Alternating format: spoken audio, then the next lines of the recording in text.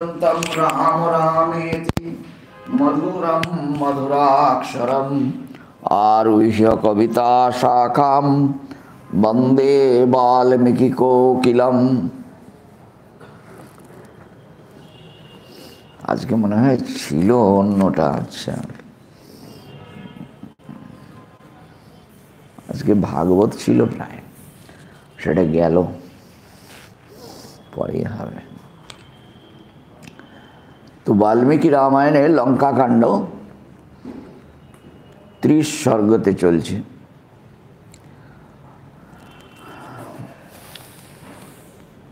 রাবণ তার চরকে পাঠিয়েছিলেন দেখার জন্য, খবর নেওয়ার জন্য রামের সৈন্যবল কিরূপ। সেই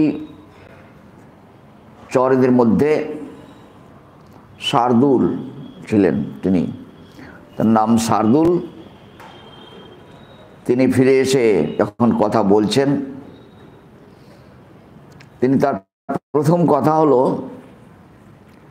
সুবেলে রাঘবম শৈলে নিবিষ্টং প্রত্যবেদয়ন, যে অক্ষোভ্য